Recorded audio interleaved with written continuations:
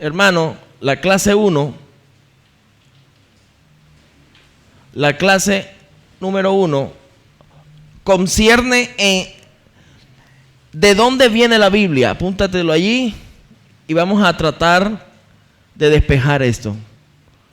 ¿De dónde viene nuestra Biblia?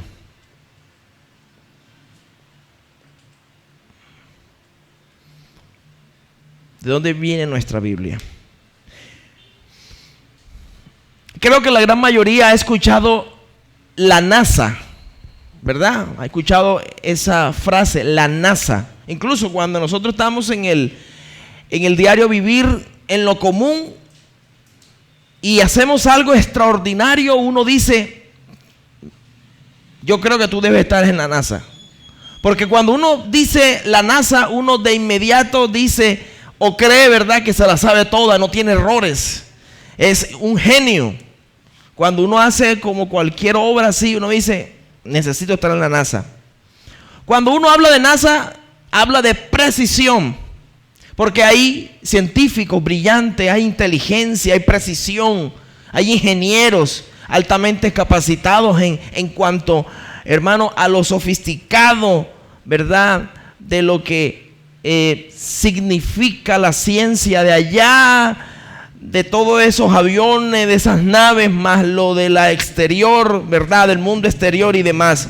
O sea, hablar de NASA es hablar que no tiene errores o no debería tener errores. Sin embargo, en 1999 cometieron un error tan tonto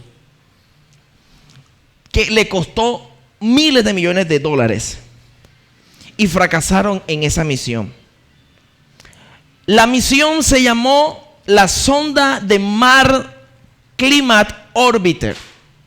Eso, dicho en otras palabras costeñas, una onda, un aparato que tenía que salir de la Tierra, posarse sobre la órbita de Marte y allí comenzar a estudiar todo lo que significa la geografía, la parte de la órbita, mirar hacia adentro cómo estaban las primeras, como las primeras misiones a Marte fue y estaba rodeada de esta gran sonda.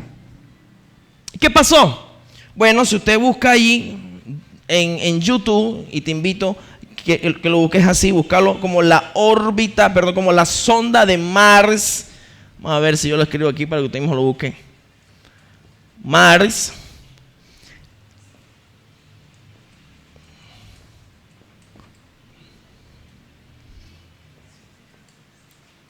Orbiter. ¿Qué pasó allí? La falla no ocurrió por la mecánica. La falla no ocurrió porque se desprendió una tuerca del avión y se cayó el asunto. No. El error garrafal fue por interpretación. Mientras que el que hizo la nave puso en el manual unas cifras, y esas cifras, hermano, eran del mundo, ¿verdad? No se medía por kilómetros ni por metros, sino era por pies. Y cada número que decía, la persona que estaba comandando le tenía que interpretar bien al que estaba escuchando.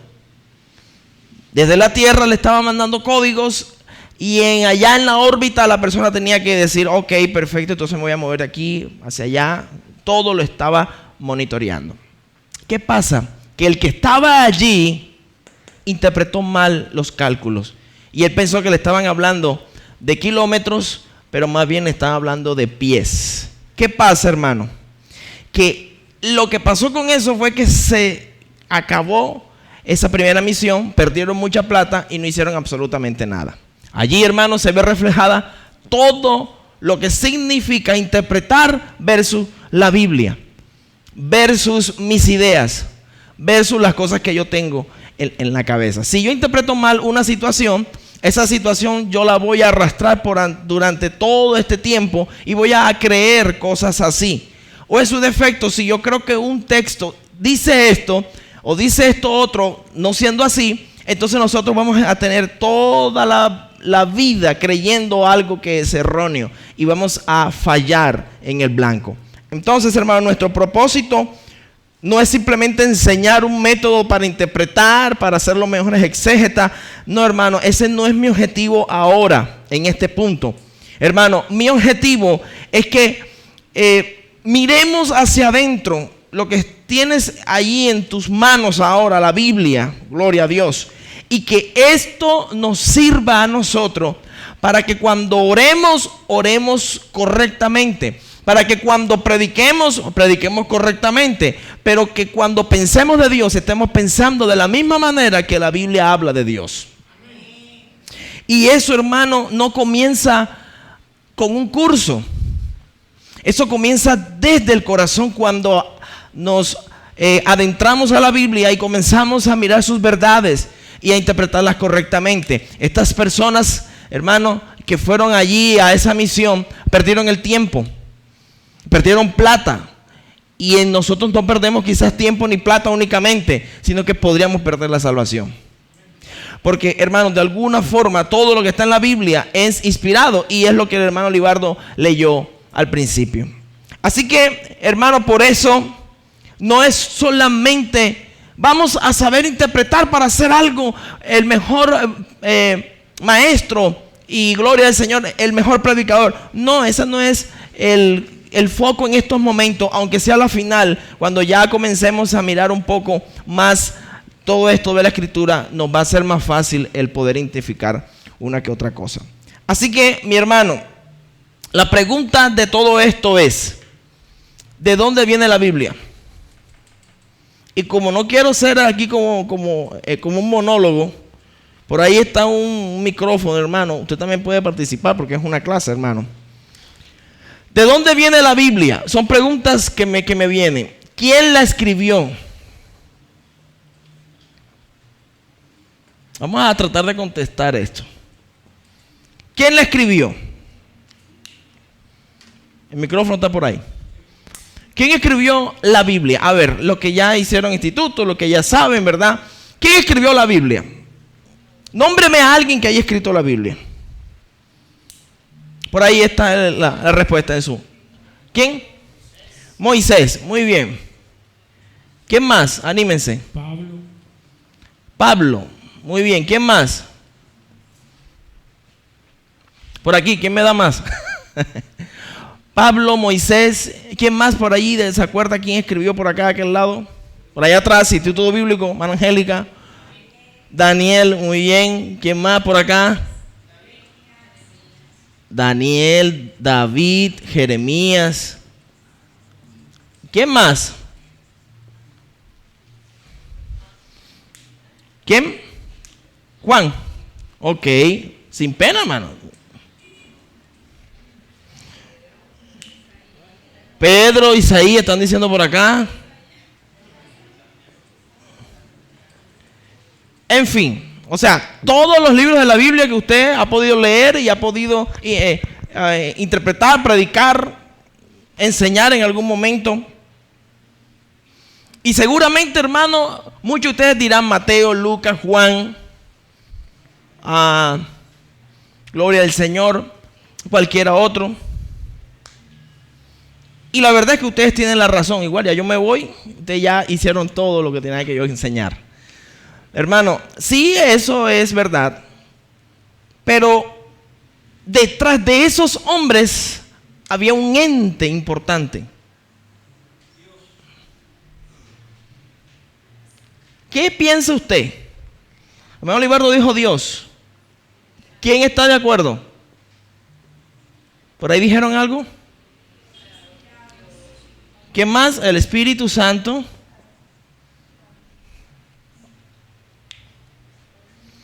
No estamos hablando únicamente del libro más vendido de la historia. No estamos hablando únicamente que estamos viendo el que más se tradujo.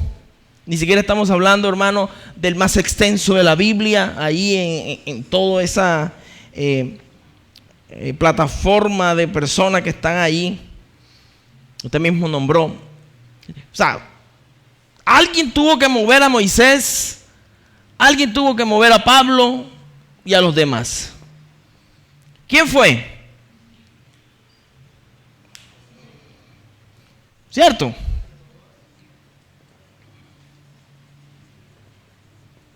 Por ahí dijeron la Trinidad. Y obviamente, hermanos, es importante la Biblia no porque la escribió Pablo, Moisés, Daniel y los demás. La Biblia es importante porque la inspiró a alguien. Y ese alguien es más sabio que todos estos hombres. Entonces, lo primero que tenemos que desarrollar es que ¿quién la escribió? Los hombres. ¿Pero de dónde proviene? Es celestial. ¿De acuerdo? ¿De dónde vino? Bueno, vino precisamente, hermano, de lo que el Señor necesitaba inspirar a cada uno de los escritores, profetas, agricultores. ¿Cuál era el propósito? Mostrar el amor de Dios, mirar que el hombre acudiera a la persona correcta, al ente correcto. Hay un mensaje detrás de todo esto. Así que desde ya lo primero, hermano, o lo segundo que tienes que saber es que cuando usted está tratando de leer alguno de estos personajes, no está leyendo únicamente a un cuento de cualquier autor del libro. Está, hermano, viendo el pensamiento de Dios, analizando el pensamiento de Dios. Así que, hermanos, ¿de dónde viene? Es lo que vamos hoy a analizar, ¿verdad? Yo quiero que busques un momento, 2 Timoteo, capítulo 3, versículo 16.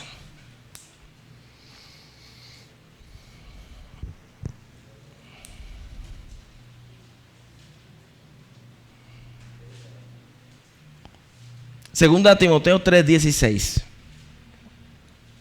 Y quiero que leas lo que dice allí.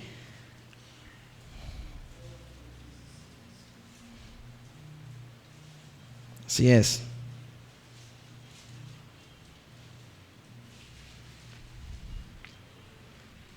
¿Qué dice, hermano?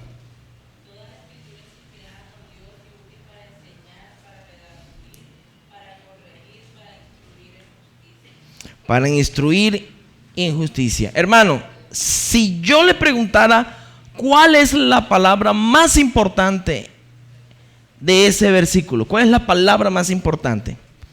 Ahí dice escritura, ahí dice útil, ¿qué más dice?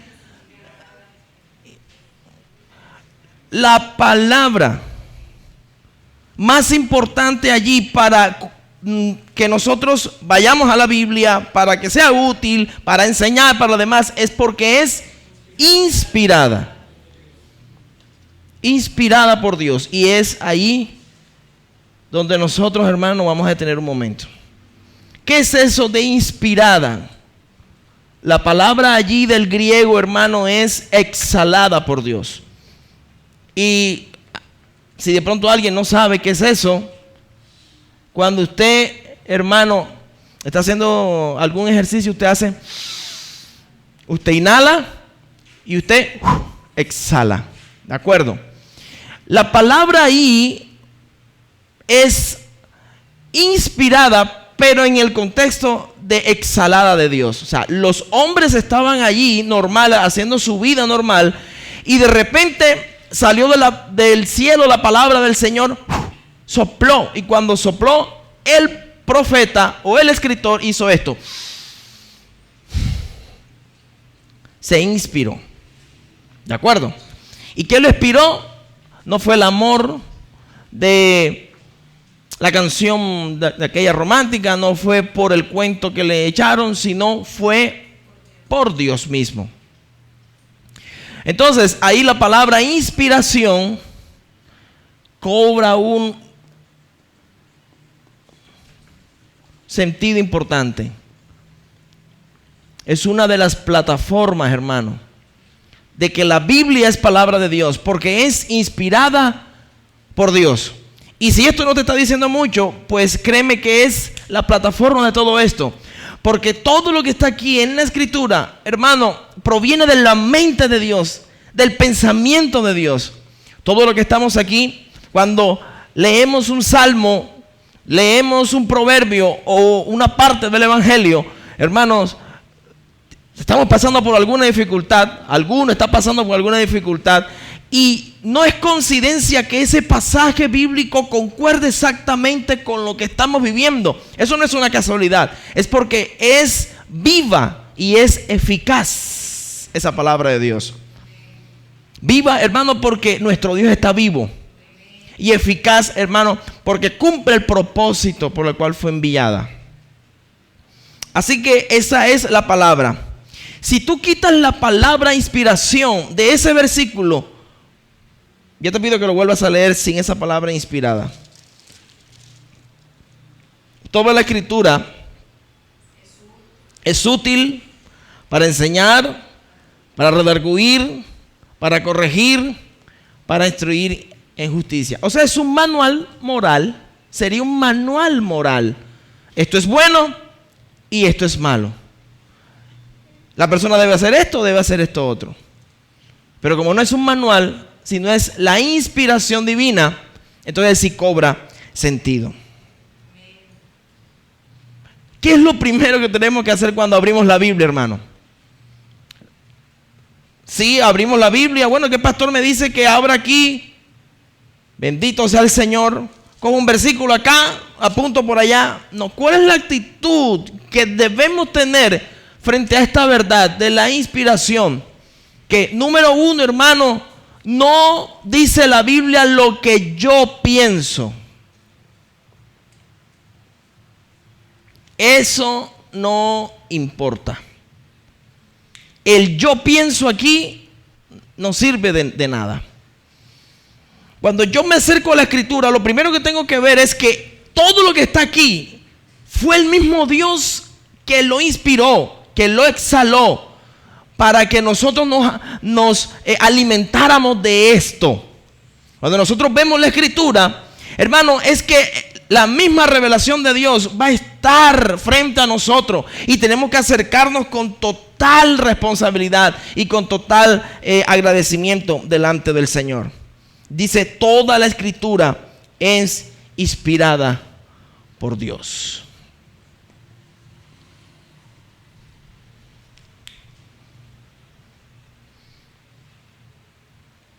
Dicho sea de paso, hermano, cada vez que nosotros abrimos la Biblia y alguien la predica tal cual como está escrita, con la misma intención que el autor dijo que o se estaba refiriendo, entonces ahí nosotros también estamos siendo edificados por Dios.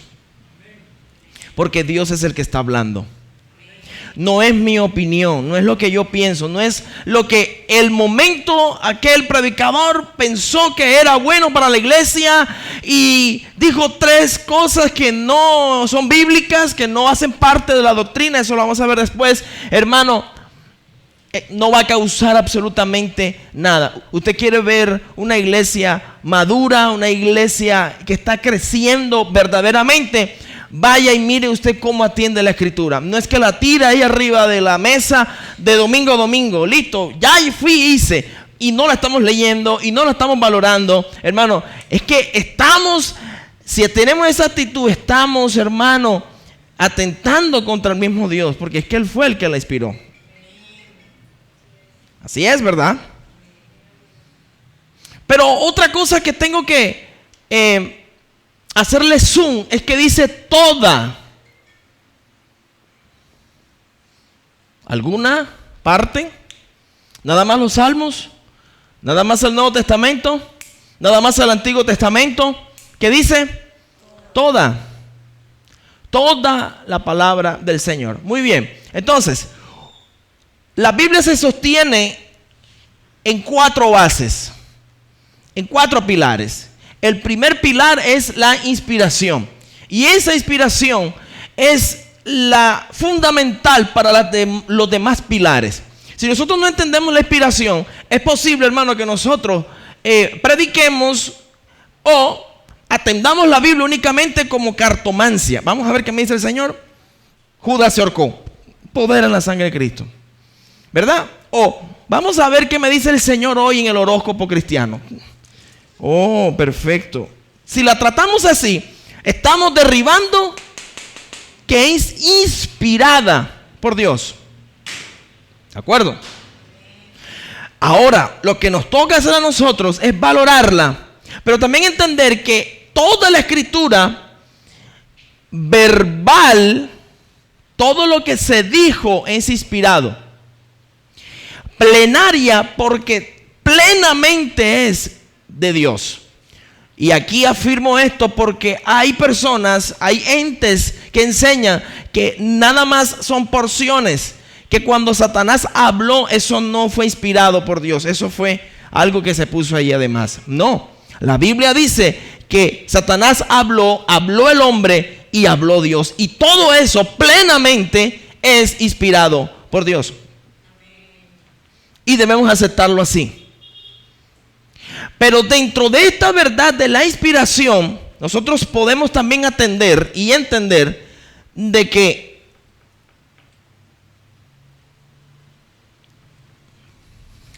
esa, por ser inspirada, es inerrante. Espero que esté apuntando esto, hermano. Ese es punto de examen. Pastor, usted va a hacer examen. El próximo martes no vengo y no vengo más. No, yo le dije a 2 o 3 personas, hermano, usted venga, no importa que aquí no se va a hacer examen, no, usted venga. Ay, pastor, hoy no puedo ir porque le tienen miedo al tablero. Ok, la palabra de Dios es inspirada, es toda inspirada, todo lo que se dice, las comas, los verbos, los adverbios y demás, todo es inspirado. Pero eso me hace entender que porque es de Dios no va a tener errores. Eso se llama errores, la inerrancia. Lo que nosotros tenemos aquí en la Biblia es sin errores. Eso significa inerrante. Dicho en otras palabras, hermanos, si usted está encontrando los versículos bíblicos que te hablan de la salvación, que te hablan del Salvador, tienes que tener completamente seguridad que como no hay errores en la Biblia, ese es el camino al cielo. No hay otro más. ¿Ya ves? Por eso a nosotros nos conviene entender y tener fe en lo que tenemos en nuestras manos. Infalible es la otra palabra. Infalible.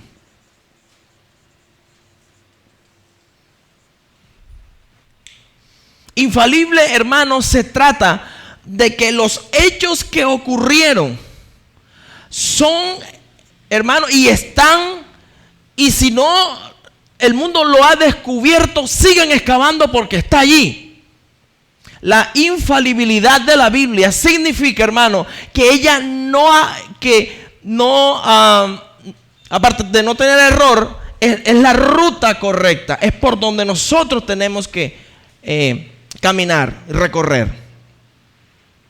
¿De acuerdo? Entonces mira lo que hemos dicho hasta este momento. ¿Quién la escribió? Dios. Muy bien. Los hombres. ¿Quién la inspiró? Dios. La inspiración, por ser de Dios, entonces me hace entender que es inerrante, es infalible. Otra cosa, la Biblia es autoritativa.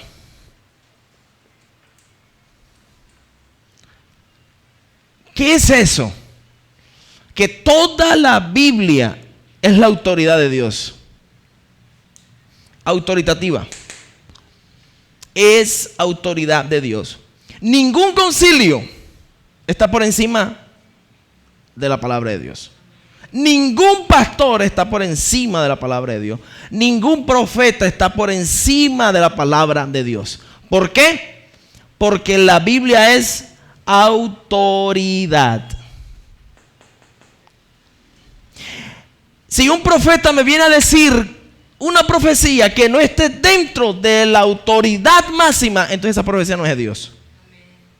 Si el pastor me está predicando algo que no está en la autoridad de la Biblia, entonces no es palabra de Dios. No viene de Dios eso. Entonces, hermano, usted está en esta iglesia, usted escucha mensaje porque usted sabe de que lo que se está predicando es la verdad de Dios. Y no hay errores. El internet o la internet está lleno de cualquier sujeto que dice la Biblia tiene 2400 errores y tú los escuchas. La versión que nosotros tenemos tiene estos versículos agregados y demás. Lo que está diciendo la inerrancia y la infalibilidad es que no es la traducción al español, ni siquiera son los idiomas originales que se escribió la Biblia, sino es que es inerrante e infalible porque la dictó Dios, porque sopló Dios. Por eso es que es inerrante. Así que si la persona lo está leyendo en chino o lo está leyendo en español, no es el idioma que lo hace inerrante, sino es la palabra del Señor soplada que viene de Dios. Así que espero que este jeroglífico lo hayan entendido, hermano. ¿De dónde viene la Biblia? De la Sociedad Bíblica de Colombia. ¿Dónde viene? De Dios. ¿Quién la escribió? Hombres que fueron inspirados por, y por ser inspirado por Dios es inerrante, infalible, autoritativa, perdón. Toda la escritura.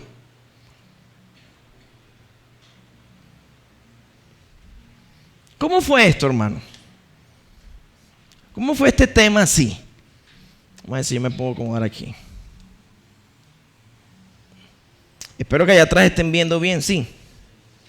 ¿Están viendo bien allá atrás? Si no, hermano, aquí se llama. Espero que estén viendo bien el invento del tablero, hermano. ¿De acuerdo? Yo quiero que observen algo muy hermoso. Dios no borró la personalidad de los escritores. Dentro de la inspiración,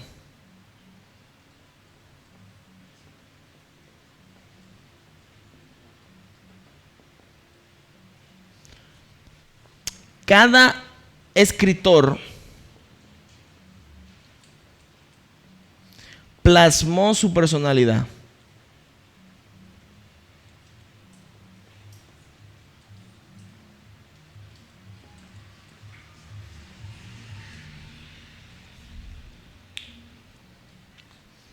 Eso quiere decir, hermanos, y me da más énfasis para entender que todo lo que nosotros estamos leyendo proviene de Dios, porque a pesar de que cada hombre puso su característica, su personalidad, todo combina, todo se alinea a la misma palabra del Señor, al mismo propósito del Señor.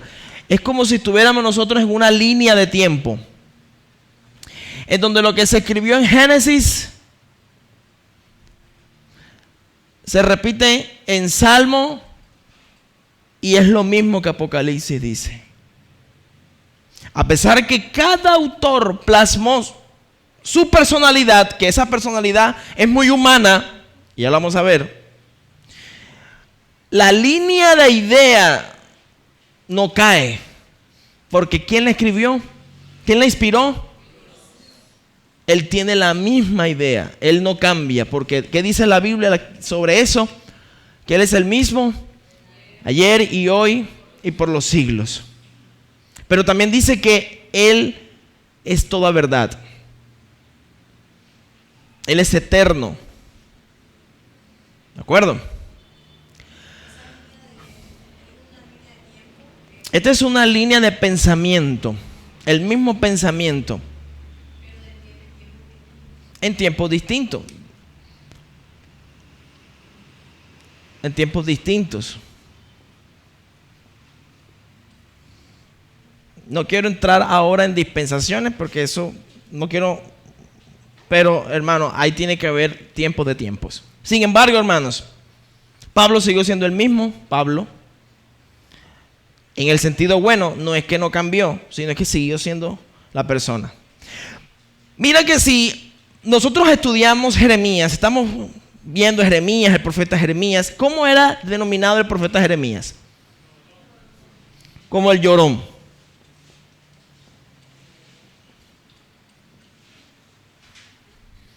Llorón. Su personalidad era así, era como ¿qué?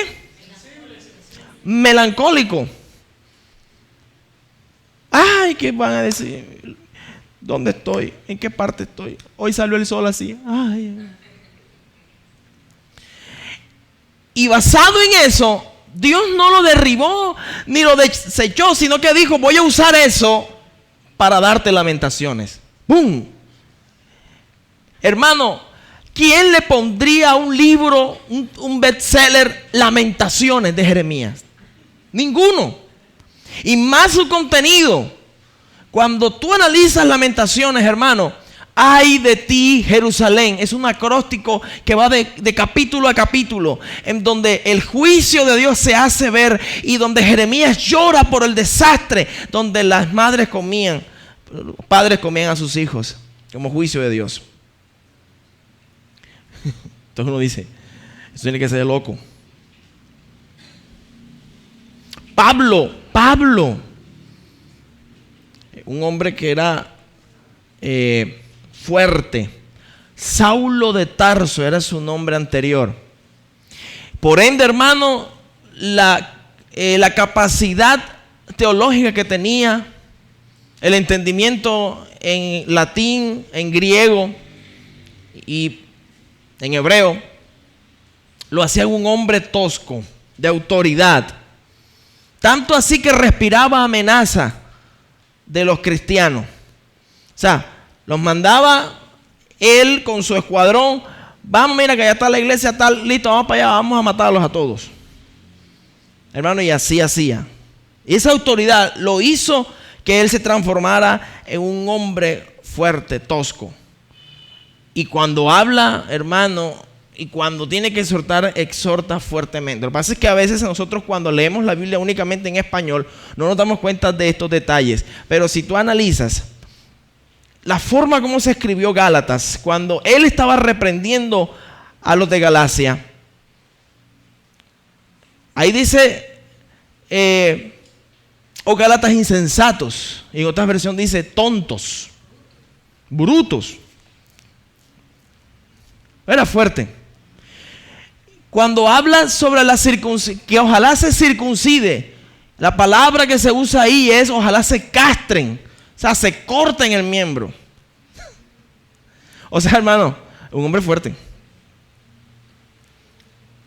Hay pastor que yo pensaba que los pastores y los hermanos, eso eran una amabilidad. Cálmate. Amor. Cada uno escribió con el propósito de Dios, pero a su estilo.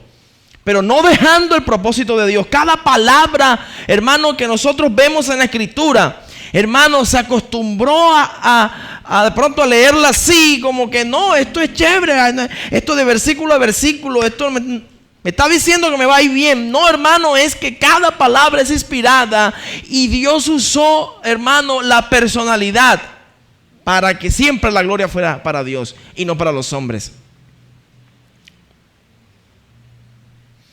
¿Qué experiencias vivieron los profetas? Que cada uno, hermano, vio la gloria de Dios en distintas maneras, de la forma como mentalmente esas personas la captaban. Y así lo hacían, hermano, lo mostraban tal cual.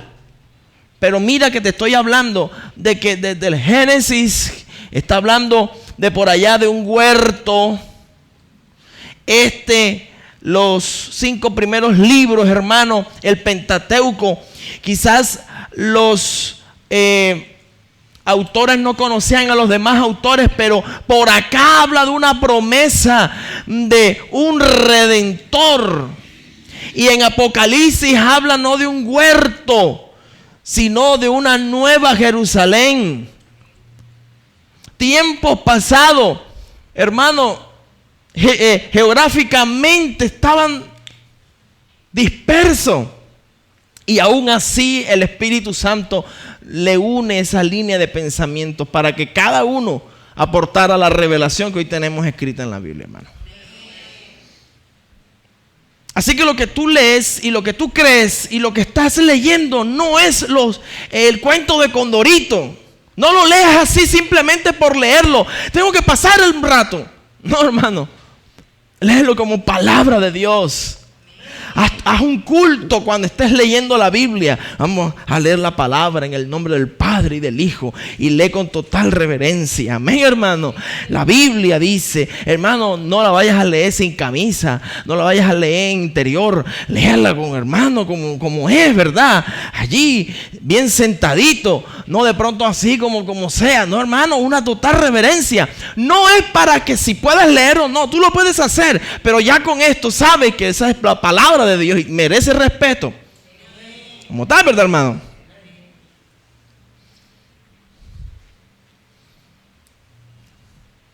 Así que cada uno usó la forma como Dios usó a cada uno con las características. Si hablamos de David, ¿el qué sabía hacer? David, ¿qué sabía hacer? Él era un músico, ¿verdad? Él sabía cantar también. ¿Y cómo Dios lo usó? Bueno, vamos a cantar. Bueno, canta, aunque no cante. Salomón. Él fue usado en la sabiduría y escribió. Él tuvo una escuela.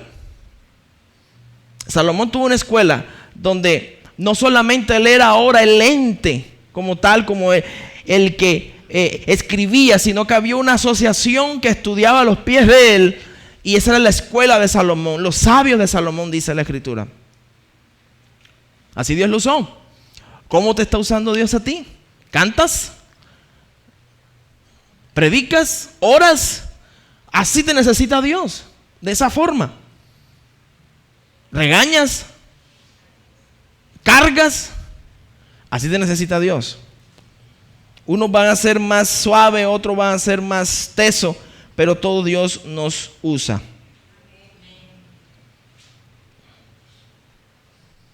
Entonces, hermano, ¿quién escribió la Biblia? Al fin y al cabo, Dios. Gracias al Señor.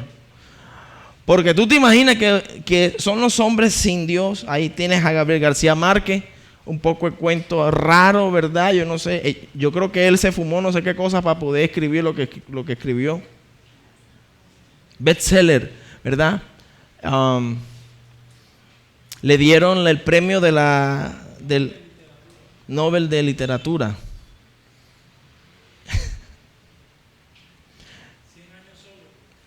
Hermano, una ciudad que no existe, todo lo que vivían, y lo que dice, una cosa loca. Y eso es un tremendo bestseller. Así que cuando usted abra y vuelva a abrir la Biblia, léala con esta postura, hermano.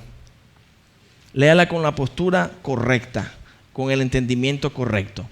Muy bien, repasemos. Fue Dios que inspiró hombres con la personalidad que tenían, escribieron. Errores humanos, tal vez, en cuanto a una expresión, pero no en la palabra de Dios. No en lo que Dios quiso decir, jamás. ¿Se me van a entender aquí, verdad?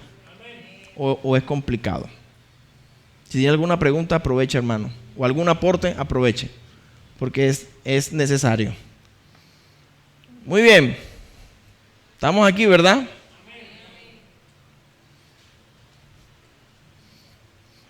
Yo le dije que ¿cuántos pilares son? 4. Muy bien. ¿El primero cuál es? La inspiración.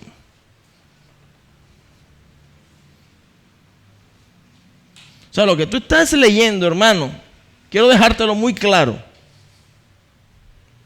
No es otra cosa, sino es la palabra de Dios. El primer pilar,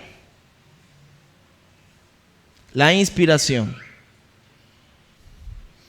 El segundo pilar, la revelación.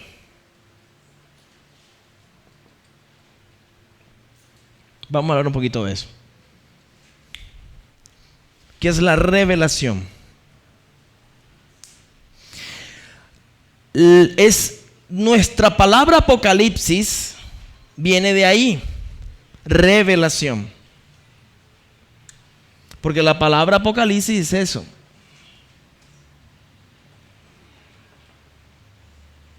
¿Qué es revelar? Es mostrar algo que tenía un paño arriba.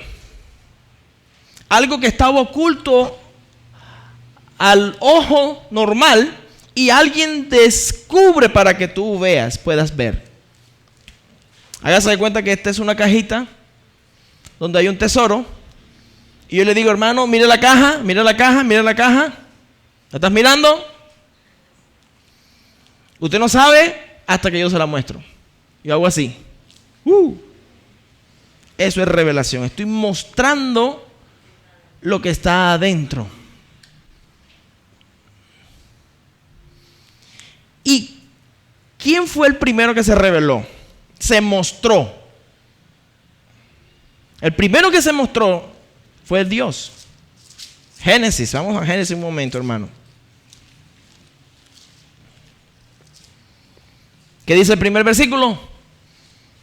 ¡Pum! ¿Quién fue el que creó? Dios. Dios.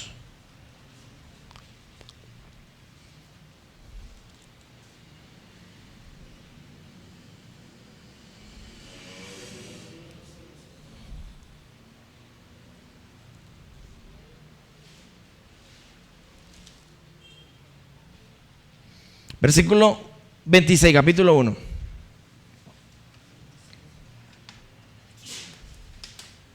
Dijo Dios, hagamos al hombre. Versículo 27. ¿Qué dice? Creó Dios. Versículo 28. Y los bendijo Dios. 29. Y dijo, capítulo 2. Lo mismo, versículo 2. Acabó. 3. 4. Versículo 4. Estos son los orígenes del cielo y de la tierra cuando fueron creados. El día que Jehová Dios hizo. Versículo 5.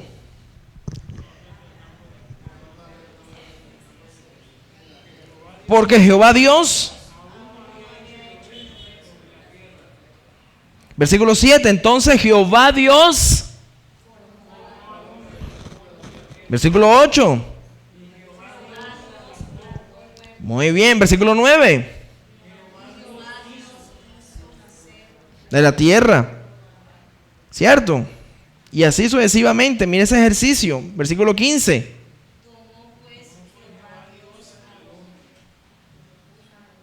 Versículo 16. Y mandó Jehová Dios. Ok. ¿Y qué más dice? Versículo 18. Versículo 19. ¿Ya ves? Versículo 21. Ok. 22.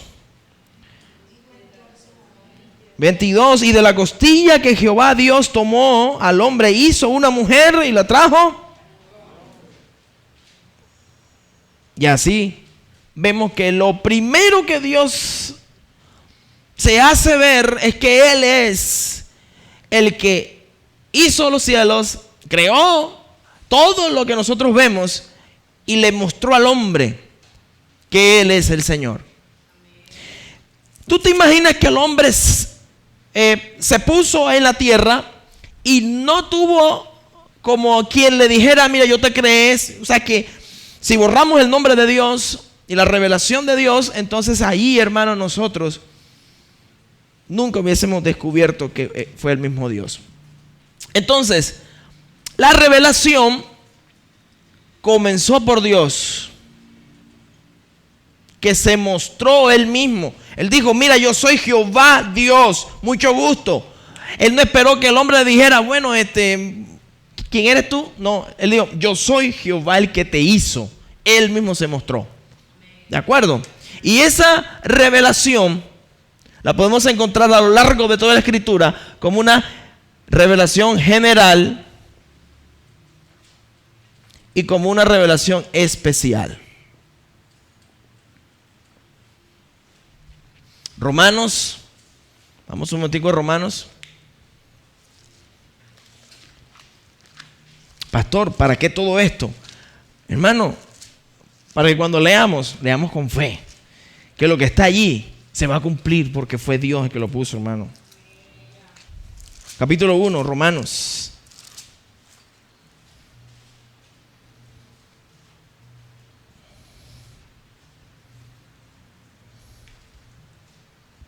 Versículo 19. ¿Lo tienes, verdad? Lo tienes allí. Porque lo que de Dios se conoce, ¿qué dice? Le manifiesto. Pues Dios se lo manifestó. O sea, él mismo lo reveló. Versículo 20. Porque las cosas de él, y se hacen. Ajá.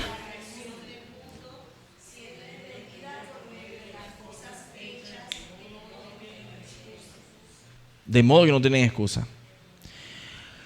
Todas las cosas, dice el texto, que se conocen, todo lo que tú conoces hoy, lo que el hombre conoce hoy, lo grande, si vas allá al desierto del Sahara, si vas allá al África Occidental, si comienzas a ir a lo profundo del mar, todo lo que se conoce, incluso, hermano, lo microbiológico que se conoce en la actualidad, muestran que Dios existe. Y esa es la revelación general.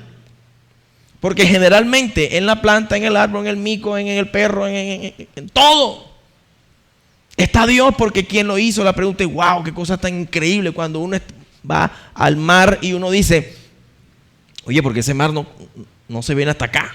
¿Quién le puso límite a eso?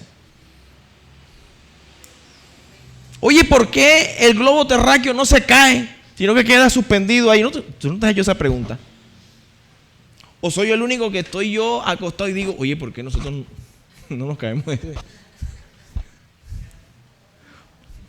Esa mente HD que digo yo.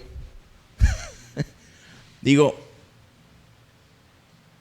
Señor, pero si la Biblia habla de ventanas, ¿estarán cerradas o abiertas? Puertas, ¿dónde está?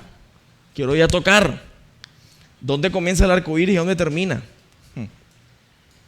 Hermano, la revelación general. Todo muestra a Dios. Desde la concepción de una criatura en el vientre de la madre, Dios. Un ser creciendo dentro de la barriga de mamá, Dios. No naciendo, Dios. Viejos, Dios. Jóvenes, Dios. El proyecto del genoma humano, un proyecto, hermano, donde se estudiaba la posibilidad en los primeros años de ese proyecto, donde se tenía que mirar quién iba a ser el ser perfecto para ir clonándolo. Y el director del proyecto, se me escapa el nombre hoy, del genoma humano, comenzó a mirar el ADN. El ADN. Mano, para que usted me entienda, lo que está más adentro de lo adentro. El ADN, si usted se acuerda de química, lo que son grandes físicos aquí, hermano, son uniones de cromosomas de la partícula más pequeña, y eso se caracteriza por letras. Y el que estaba buscando eso encontró el nombre de Dios en el genoma humano. Si tú abres el cerebro, que Dios te guarde, y toda tu masa, ¿verdad?, de el cerebro, si lo comienzan a desplegar, lo que tú tienes ahí son kilómetros de carretera, hermano, en esa masa que tenemos todos en la cabeza. Así que no hay brutos, no hay más inteligentes, todos tenemos la misma capacidad y la puso Dios ahí. La ciencia encuentra a Dios. Ese es un buen libro que se lo recomiendo, hermano. Ciencia encuentra a Dios. Un autor mexicano, donde él era ateo y todo era... Tiene que haber una probabilidad que Dios existe. Y cuando comenzó a buscar y escarbar, encontró a Dios en esas posibilidades. Gloria a Dios, hermano. Así que la revelación general está toda para que el hombre diga: hay un Dios en el cielo. Pero no es suficiente para la salvación. Porque, listo, que esté ahí una carretera, que esté ahí una imagen, que esté ahí una forma, uno dice, ¿y para dónde me lleva esto? Esa revelación no es suficiente para ser salvo, porque necesitamos la revelación especial, que es Cristo el Señor. Dice la carta a los Hebreos que es la misma imagen, la sustancia de Dios. Vamos a leerlo un momento. La carta a los Hebreos, capítulo 1.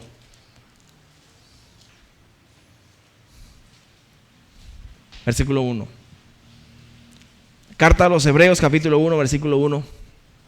Dios, habiendo hablado muchas veces y de muchas maneras en otro tiempo a los padres por los profetas, en estos postreros días, o sea, hoy, en estos postreros días, ha hablado en el idioma hijo. Eso es lo que literalmente quiere decir el texto. Ha hablado por el Hijo, a quien constituyó heredero de todo y por quien asimismo hizo el universo. Versículo 3. El cual, siendo el resplandor de su gloria y la misma de su sustancia, y quien sustenta todas, ¿con qué? Con la palabra de su poder. ¿Sabes? Entonces, hermano, es Cristo la revelación completa. Por eso, hermano, no todo el que diga voy a hacerle culto a la Pachamama, voy a ir allá a hacerle culto a la Madre Tierra, va a encontrar la salvación. Porque esto del mundo me dice que hay un Dios, pero ese mundo me mostró un camino que es Cristo, el único camino a la vida eterna. Sea judío, sea gentil, tiene que pasar por Cristo, si no, no es salvo. No es salvo. ¿Ves? Entonces tú que estás en Cristo, ya no puedes estar con el moco caído. El diablo me está con la enfermedad. Nada, hermano. Aunque nos estén dando más palos, hermano, que tambor de cumbiambero, tenemos que echar para adelante porque tenemos al Rey de Reyes en nuestra vida, hermano.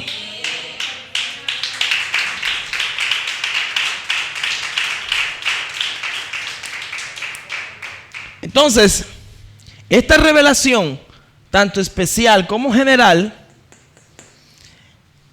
me muestra a mí todo lo que Dios quiso plasmar en la Escritura. Todo está aquí. Todo. Ya esto está revelado. Si tú quieres saber los nombres de Dios, perfecto. Jehová Jireh. Son nombres compuestos que te están mostrando el carácter de Dios. ¿Quieres encontrar cuál es el camino al cielo? Génesis capítulo 3, versículo 16, por ejemplo. Bueno, ese no era. Versículo 6. Bueno, en fin, por ahí está. Hermano, ¿quieres descubrir cuál es el camino al cielo? ¿Quieres descubrir el camino al éxito? No vayas a decir que vas a coger el bus de Polo Nuevo y te vas a bajar allá en la 21 y vas a coger... No, hermano. Aquí está todo. Y el texto bíblico dice que toda la escritura es inspirada por Dios. Toda es inspirada por Dios. Entonces, si tú analizas, hermano, toda la revelación ya está completa. Se cerró completamente la revelación en Cristo. Los profetas vieron una luz de quién era Cristo. Cristo cuando vino cumplió lo que dijo el profeta. Por eso en Mateo dice, para que se cumpliera lo dicho por el profeta Jeremías. Y los detalles son puntuales, como dijo el profeta Malaquías. ¿De acuerdo? Muy bien. Para eso, toda la escritura se cumple en Cristo. Todo, hermano. O sea, es como si cuando uno va a la fiesta, ¿te acuerdas cuando uno iba a la fiesta y quedaba jugo? Entonces uno, por lo menos en mi caso, yo buscaba un vasito y comenzaba a llenar. Y con todo me hacía un pote, ya, jugo. Todo se llenó en Cristo. Por eso la revelación es completa. Ya no hay más revelaciones. Pastor, tengo la última revelación. No son 3, son 4. ¡Wow! ¿Verdad? Ya no es el Padre, el Hijo, el Espíritu Santo. Ahora hay un arcángel. No. Ya lo que pasó, hermano, el último libro aprobado, y ese es el otro pilar que voy a hablar, bueno, lo que me queda de tiempo. Apocalipsis quedó allí porque ese fue el último libro que aprobaron. La iglesia reunió evidencia y dijo, este es el sí inspirado. Y vamos a dejarlo aquí. ¿Preguntas aquí, hermano? Las cosas secretas le pertenecen y las reveladas le pertenecen a Dios. A nosotros. Bueno, bien, perfecto. Así es. Todo lo que está revelado, hermano. Todo lo que Dios te vaya a mostrar a ti tiene que caber aquí. Si no cabe aquí, ¿cuál es la revelación completa? ¿Cuál es? ¿Cuál es, hermano? La Biblia. Tiene que estar aquí. ¿De acuerdo?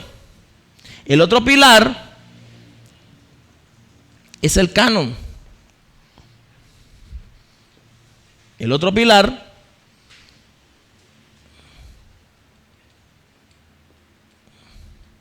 bueno, vamos a dejárselo ahí por si acaso no terminó, dejarlo con incógnita. El canon bíblico, hermano, la palabra canon es una vara, literalmente, es una vara. Antes no había metros, como la cinta métrica, que uno medía, no, hay 2 metros, 7 metros, no. Antes todo se medía con una vara, ese era el metro del momento. Entonces, esa vara comenzó ahora a transformar la medida como la precisión, como esto es lo que es. Y en el argot popular decía lo que la caña de medir diga.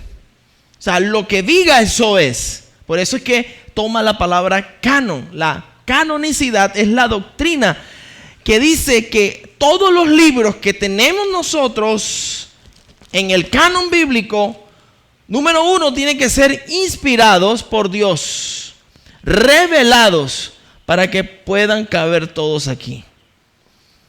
Y para poder cerrar el canon, hermanos, si no estoy mal y el dato lo tengo correcto, el Antiguo Testamento se demoraron aproximadamente unos 6 siglos, hermanos, para poder cerrar en cada, ya decirlo, esto es lo que quedó.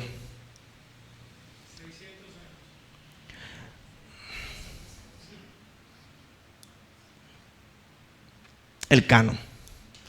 Entonces, hermano, el proceso para nosotros hablar de que cuál es el canon correcto, la primera columna tiene que ver mucho que se han inspirado. ¿Por qué les digo esto? Porque hay otra Biblia que tiene libros deuterocanónicos. Canónicos. Ruth no, Judith, Tobías, Macabeos,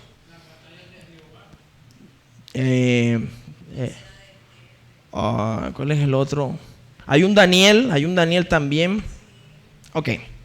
La Biblia católica se atribuye esos libros como parte de su canon, porque ellos dijeron históricamente eso es así. Pero para nosotros poder creer lo que tenemos nosotros, tuvo que haber un proceso. Primero, que fueron los libros inspirados. Segundo, que los judíos, por ser la raíz de donde fueron escritos, ¿verdad? La iglesia de los primeros siglos fueron a la Torá y dijeron, si existe un Pentateuco, quiere decir que entonces ese Pentateuco tiene toda la historicidad y la autoridad de Dios. Entonces la incluyeron en nuestro canon. Lo mismo que está en la Torá es lo mismo que tenemos nosotros aquí en el Pentateuco.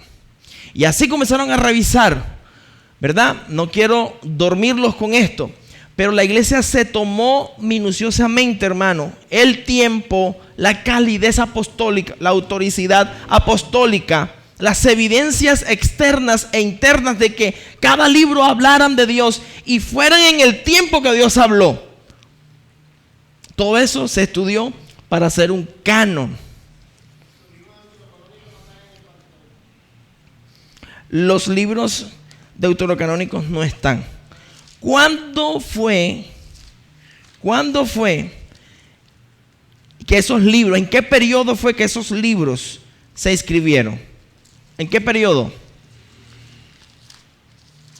Arrancando por ahí, ellos dijeron, ven acá, pero si esos libros lo escribieron ahí, entonces ¿por qué Dios? Vayan ustedes a su Biblia y usted va a encontrar una hoja en blanco. Esa no está de adorno, ni para apuntar ahí el teléfono del hermano cuando le quedó debiendo, hermano.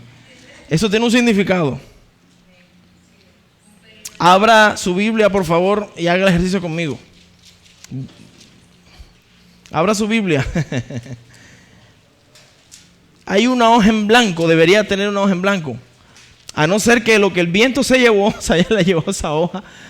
Pero esa hoja en blanco, ese espacio en blanco, son 400 años, 4 siglos de silencio donde Jehová no habló. El último profeta, hermano, que habló de parte de Jehová fue Malaquías. ¿De acuerdo? Pero los católicos dicen que ahí en ese periodo donde Jehová no habló, fue cuando se escribió los libros de ellos. Por eso la autoridad de la iglesia o los padres de la iglesia dijeron, ven acá, si Dios no habló, entonces eso no se inspiró por Dios. Eso le inspiró el hombre. Chao. Yo me he leído los Macabeos, claro que sí. De ahí, hermanos, ahí vas a encontrar la historia de los fariseos. Como dato histórico puedes leerlo, pero no vayas a pensar que Dios te va a hablar ahí, porque no está Dios ahí. ¿Sí me hago entender, hermano? Ok, cuando los hermanos que no encontraron la hojita, hermano, es entre Malaquías y Mateo. Esa hojita es el símbolo de los 400 años de silencio. Entonces, en ese periodo fue donde la Iglesia Católica dijo, existieron otros libros. Esos libros para nosotros sí son intertestamentarios. ¿Preguntas aquí? Bueno, hágame pregunta, hermano, porque así entonces. Preguntas, dice, inventar, pregúntale. Hermano, como no me hizo preguntas, yo sí puedo hacer preguntas, porque quiere decir que usted ya entendió todo. ¿De acuerdo?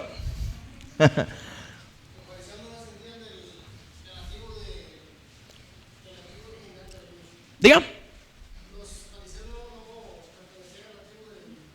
No. Ellos quedaron porque en el periodo intertestamentario, ¿El periodo qué? en el periodo intertestamentario, como ya el pueblo de Israel estaba cautivo, ¿verdad? En Babilonia, ellos duraron cautivos 70 años. Cuando ellos salen de esa cautividad, dice que los medo-persas tomaron control, después vinieron con Alejandro Magno, que fueron los griegos. Entonces, cuando Alejandro Magno muere, quedan 4 hombres gobernando Grecia. Entonces, esos 4 hombres dividieron la nación, toda la nación, ¿sí? Lo dividieron, y entonces empezaron el tiempo en el que se hacían orgías. Hubo un rey que fue malísimo, que fue Antíoco Epifanes, y este hombre llegó a entrar en el templo y a ofrecer sacrificio con un cerdo, cosa que no se permitía. Entonces, en ese tiempo estaban allí como que asustados todo el pueblo, toda la nación, y se levantó una familia. Esa familia era la de Judas Macabeo, ¿sí? Ellos eran varios hermanos, entre esos está Judas, y no Judas el que se ahorcó, no, Judas Macabeo, él se llamaba así, Judas. Entonces él, junto con todos sus hermanos, hicieron fuerza para que respetaran las cosas de ellos, y de allí es donde viene la idea de ser santos o apartados. Por eso nacen los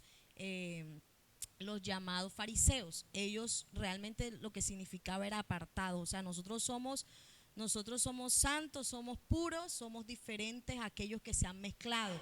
Los demás se habían mezclado con todas las naciones, porque como ya la nación judía no estaba como tal así firme, entonces los que no se contaminaron. No era pura. Exacto. Ahí vienen los fariseos.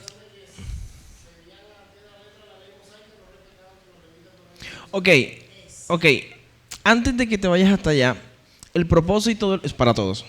El propósito de los fariseos nunca fue malo.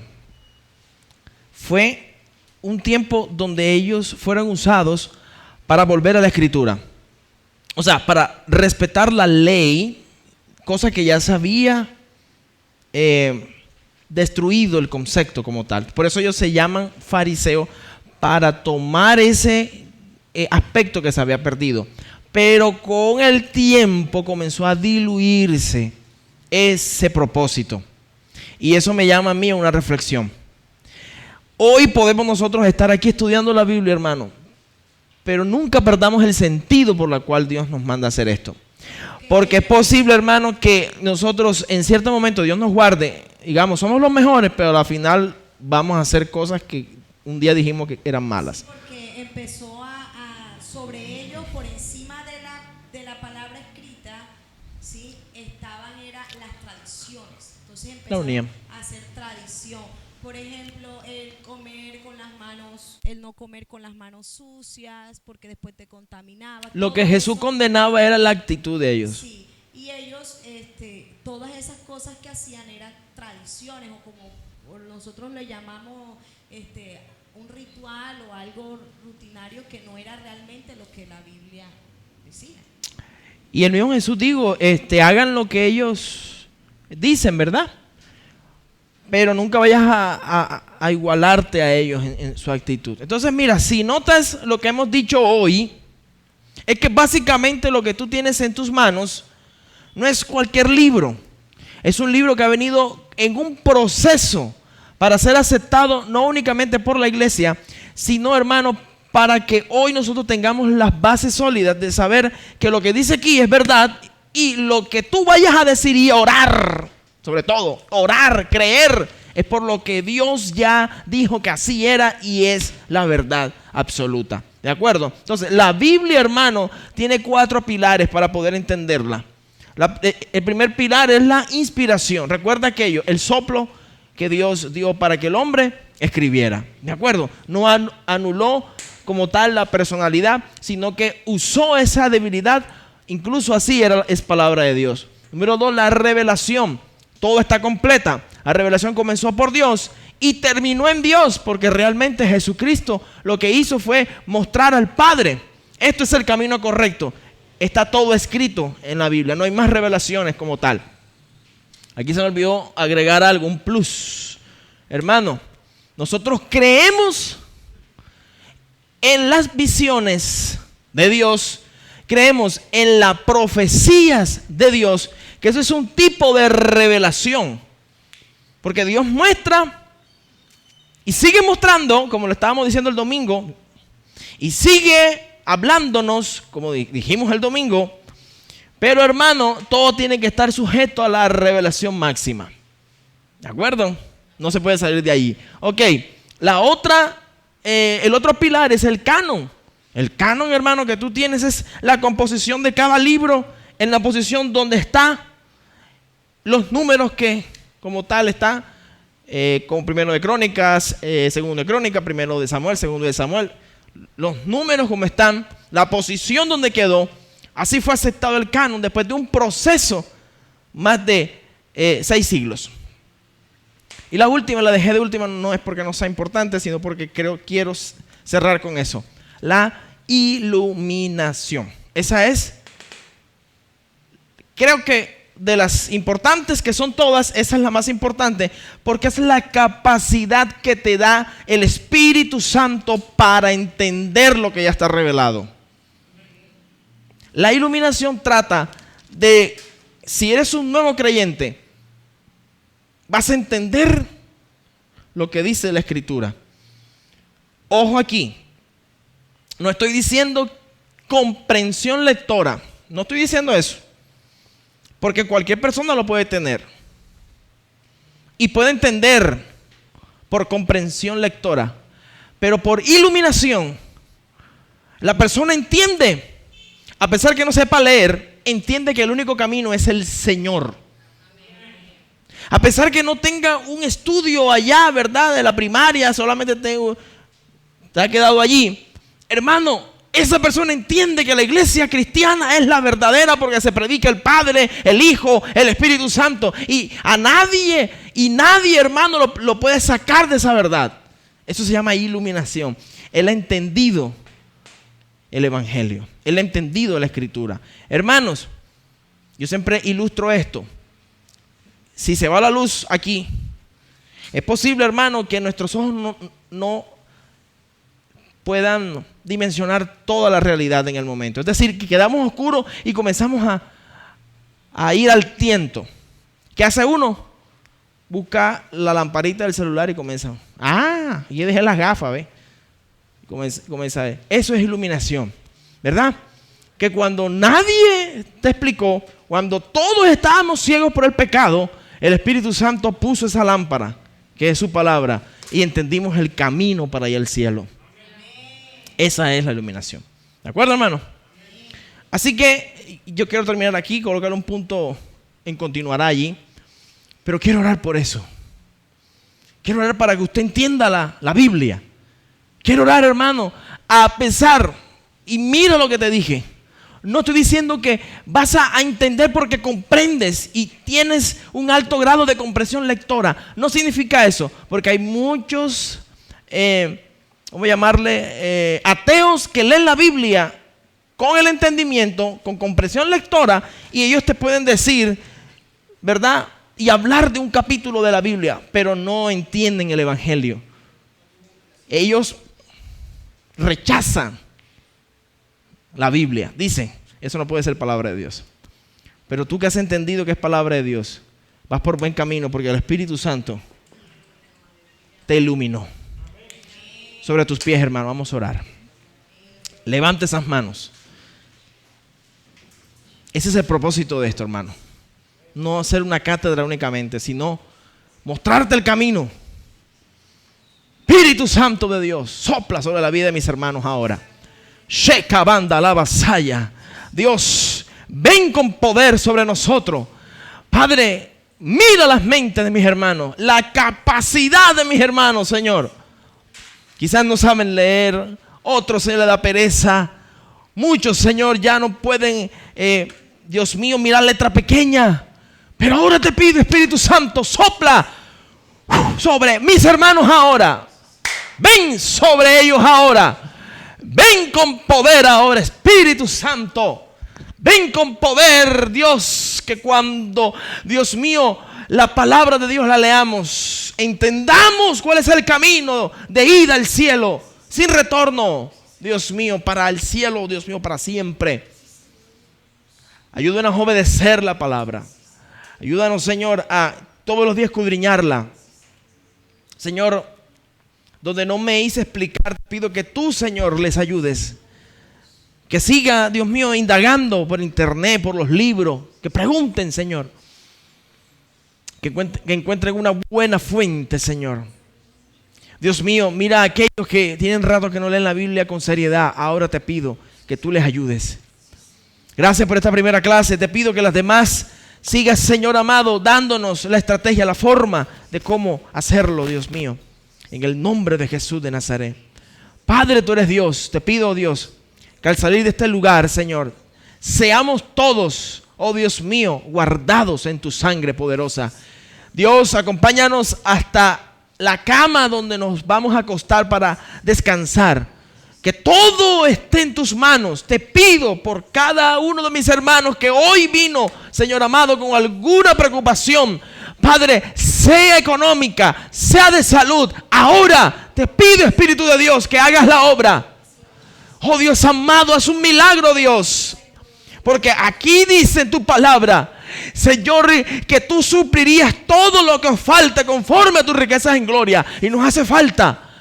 Señor, te pido que tú hagas un milagro de regreso a casa. Convierte al que necesita ser convertido. Transforma al que necesita ser transformado, Señor. Abre caminos de bendición para tu iglesia. Dios amado, trae salud a los que están clamando por salud. Vuélvenos a traer mañana, Señor, a la hora de oración.